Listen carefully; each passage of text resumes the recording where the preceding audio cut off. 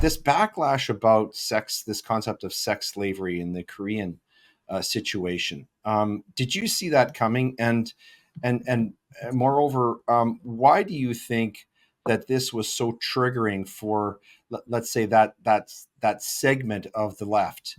What was it about this book that really triggered them, in your view, or do you think there is no explanation for it? I have a lot of theories about it.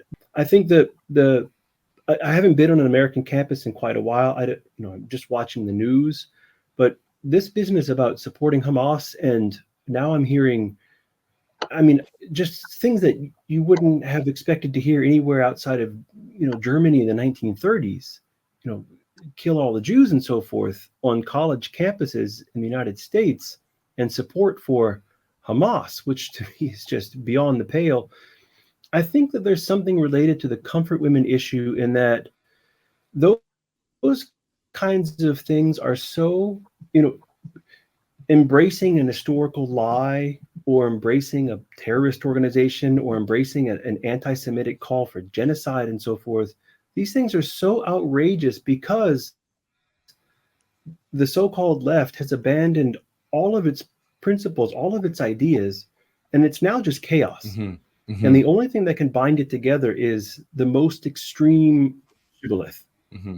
Mm-hmm. The most extreme ideology that you can think of is the only thing that can group these people together. So for the comfort women, I had actually had a taste of this when I was in graduate school. It's in the book a little bit. I was at Waseda University. I knew when there was a flare up of these history wars, and there was a textbook that came out. It was just full of holes, sources, and I knew from colleagues in Japan that this textbook was just not really well done on the comfort women. It was just not true. But the American academics, hundreds and hundreds of them, they insisted that this textbook be treated as sacrosanct fact. And I thought, this is very strange. It's obviously not true, but they're just using the power of these petitions to get hundreds of people to make a kind of public declaration, almost a Maoist declaration of fidelity to the mob. It almost has a cultish feel to it, doesn't it? Yes, it almost has a Me Too flavor to it. The Me Too moment. It seems as though they tried, and correct me if this is wrong, it seems as though they tried to connect sort of the Me Too, connect the dot of the Me Too movement into what you and Professor Ramseyer wrote about. Is that fair? I think so, very much. Yeah. Can I explain the genesis of this myth a little bit so that yes, I'm curious to learn about this. Yeah, sure. The thing is, Japan didn't dragoon Korean women to serve as sex slaves.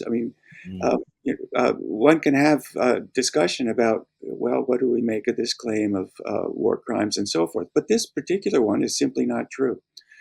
Here's how it goes.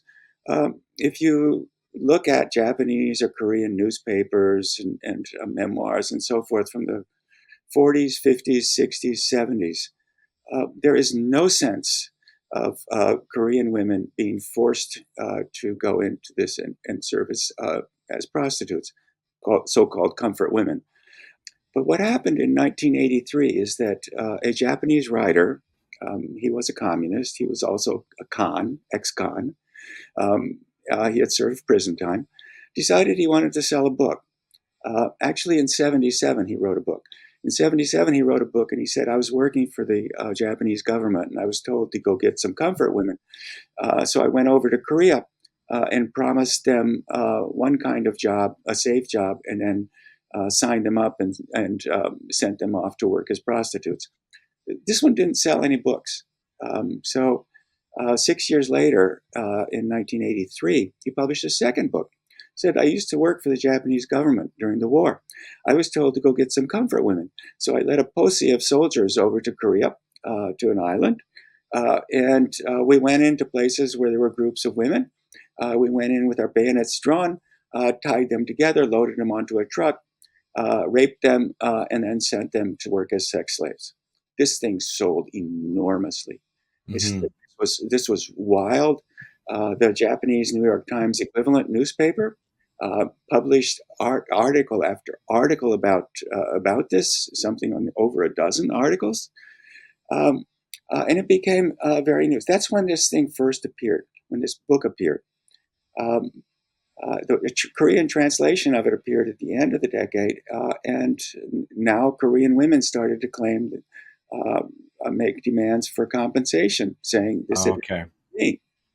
Um, now, um, Japanese historians, military historians, read this book, and it didn't. The details weren't right. This is not the way the army jurisdiction worked. This is not the way commands came down, and so forth. So the details were wrong. And they and some Korean journalists too went to the island where this guy said that they had rounded up these women. Nobody remembered anything about it. They said, "Look, you know, this is a small village. If the Japanese army had done something like this, we would all know all about it. We would remember it. Nothing like this happened." Eventually, the guy admitted he'd made it all up. It was all a hoax. It was a fake story. He invented it. What happened in the meantime? The United Nations wrote 2 reports condemning Japan for its sex slavery based expressly on sources that come from this fake memoir. So it became, and Westerners read this and thought, oh, this is terrible. Look at, here's another dreadful thing that Japan did during World War II and so forth. Mm-hmm. The feminist community in the universities kind of this fit what they thought should have happened. They were pushing this line of wartime violence against women as a theme. They still are, and wartime. There is a lot of violence against women. I happen to think there's even more violence against the young men who get shot. But wars are terrible things, and it's bad for women and it's bad for men. Now, what happened in the meantime over in Korea is that a woman named Yoon Mi Hwan, who took over the comfort women movement. She could control the former comfort women because she worked herself into a controlling position at the nursing home where many of them stayed. So if they said something she didn't like, she could basically ruin their lives. Mm. And she made this clear to the women very quickly. And she coordinated the litigation against the Japanese government, and she constantly was putting certain select ex-comfort women in the press. Okay, now Mm-hmm. what's she doing? She is married to a man who served prison time for passing government documents to a North Korean spy. His sister was convicted of the same thing. His sister's husband served prison time in yet another spying scandal. So this woman's got North Korea written all over her. And that's what she's doing. She is trying to prevent South Korea and Japan from building a stable alliance. Mm-hmm. And this is what it means to be left in South Korea. It's a bit different from here. Mm-hmm. Left in South Korea expressly means trying to move South Korea away from Japan, away from the US, closer ties to the North and to China. And this myth about wartime dragooning in South Korea fits this agenda. It's a way of trying to prevent Japan and South Korea from reestablishing a common defense. Mm-hmm. And that's what she's doing. Over here in the US, it fits this exactly as you say, this Me Too story, right? So what did Ramseyer do wrong? Well, among other things, he contradicted the women who were, the not very many women who were foisted out by Yoon Mi Hwan to tell this story. And I said, no, they're not telling the truth. They're lying. Yeah, never let the truth get in the way of a good story. You are someone who's been at the university for a long time. You're something of a fixture there. You're obviously highly esteemed academic there.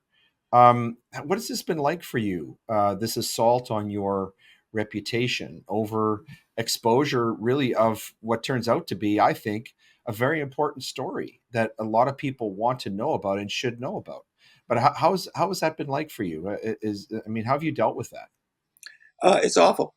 You count on your family, you count on your friends. This happens in these so-called cancellation campaigns. I thought the biggest similarity was to seventh grade. Seventh grade was awful. And the last 3 years were like being back in seventh grade. It was Wow. really painful. Well, God bless you. I hope that this too shall pass. Having been the subject of a cancel culture attack myself, Uh-huh. I know somewhat what you're experiencing, and you'll be in my prayers. Professor Ramseyer, we're going to give you the last word as our emeritus man on the spot. This book that you and Professor Morgan have written, you're obviously very proud of it, the work that you've done. What is your biggest takeaway from this? What did you learn about this topic and its importance through the research that you did and writing the book with Professor Morgan? I think the biggest takeaway would actually be um, uh, tell the truth. And if you did tell the truth, don't back down. Don't apologize when the mob comes. Um, if you didn't do anything wrong, if you did something, if you made a mistake, say you made a mistake. But if you didn't, if it's right, then just hang on to it, and we'll all be better off if we can. Brilliant. Insist. What a great way to finish off. Well, gentlemen, I want to thank you so much for being our special guest here today. It's been my pleasure to talk to you about your incredible work. I think it's going to be a revelation to people who have taken the time to listen to this or to watch it. I've certainly learned a lot more about Japan and Japanese history and law and culture, and also how the connection between Japan and what's going on in the United States and really in the Western world, which is something of a revelation. So I want to thank you both very much for being our special guest here today. Domo arigato. Thank you so much. Thank you very much. Thank you. Thank you.